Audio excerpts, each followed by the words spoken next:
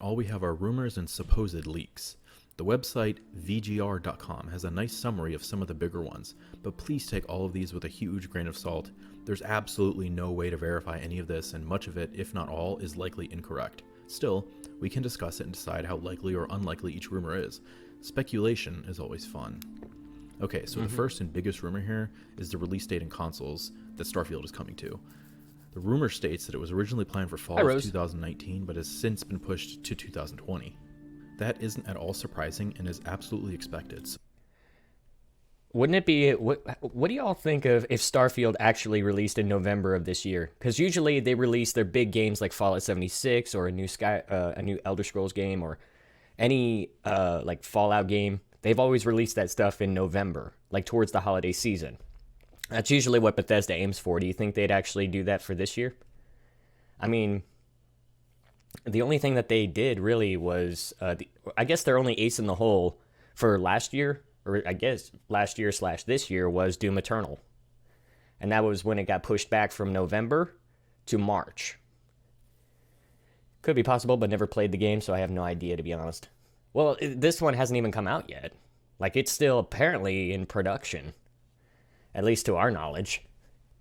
But apparently, I could see them releasing it for, because if you actually go on Google, hang on, not even beta? No, this is a single player game. You know, I don't imagine they'll release a beta, or they may release early copies or whatnot. So no real news there, and it's not like they were going to go out on a limb with that one. The more interesting part here is that Todd Howard has, evidently, not set in stone if Starfield would be cross-generation, meaning current and next-generation consoles, or only next-generation. I covered this before in my video on when the Elder Scrolls 6 may release, but I simply can't believe that Bethesda would release Starfield only for next-generation consoles if it is indeed releasing in 2020. Yeah, if it releases in 2020, I mean, like I say, they have some big shoes to fill because of the failure of Fallout 76. This game, if it releases, it has to be absolutely perfect, all right? This thing has to be like, not a piss poor job, use the right game engine, make sure everything is polished, no glitches, no nothing. And for God's sakes, stop using that old ass game engine. We are sick of it. Absolutely sick of it. That is the same year, presumably, the next generation consoles will release, which will only provide several million sales at best for the game. Compare that to releasing it on PlayStation 4 and Xbox One, which would, by that time, have a combined user base of approximately 140 million systems. You can see why I believe that Starfield is either cross-generation or will not be released until 2021, when the user bases of each console will, in theory, be much larger a year after launch. Other rumors state that the setting for the game is actually in our universe and will start right here in our solar system. The story may send the player to another galaxy eventually, but you will only be able to play as a human character. That isn't to say that there aren't alien races in the game, just that you won't be able to play as one. Hey Six, how you doing? The purveyor of this rumor also states that there will be 4 planets that you can visit, and then he goes on to state specifics of the size of the explorable areas of each.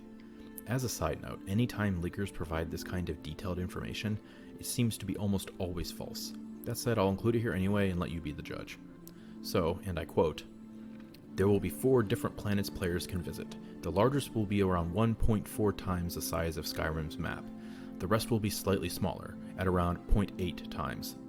One city on one of these planets is bigger than any city ever made for a Bethesda game, double the size of the Imperial City from Oblivion. The same leak also claims that there will be 3 main factions and other organizations which aren't part of the main storyline." So there's a lot to unpack there, and it is surprisingly specific. All of that seems plausible, but that is a lot of map to cover, and we are talking essentially each planet being a Skyrim-sized game, give or take. That's oh man, I can't imagine the size of that game. That's got to be, that's a lot of gigs on your hardware. I mean, unless they're planning on using some sort of cloud server to store the game on. I don't know how they would go about doing that. But that one planet is the size of the entire map of Skyrim. And mind you, Skyrim's map is pretty big. All right? To me, that seems incredibly ambitious and not really likely. But then again, this is a game that's been in development for 6 years already, with another 2 to go most likely, so who knows. Checking who I follow on Twitch. Finally, to round out the rumors and leaks, the report on VGR.com No, states you're fine. the following. Other details which have been claimed in the leaks so far include a stronger focus on RPG elements over those of Fallout 4.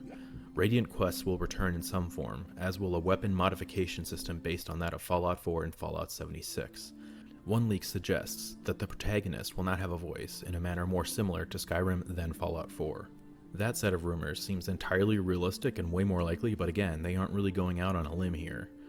The silent protagonist is sure to be controversial, but if done correctly, I am perfectly fine with it. I take issue when it isn't handled correctly, like in Metro Exodus, where the protagonist will talk in loading sequences, but not in the actual game. I find that I enjoyed Skyrim's conversations in the game far more than Fallout 4's, but that could be for a variety of reasons unrelated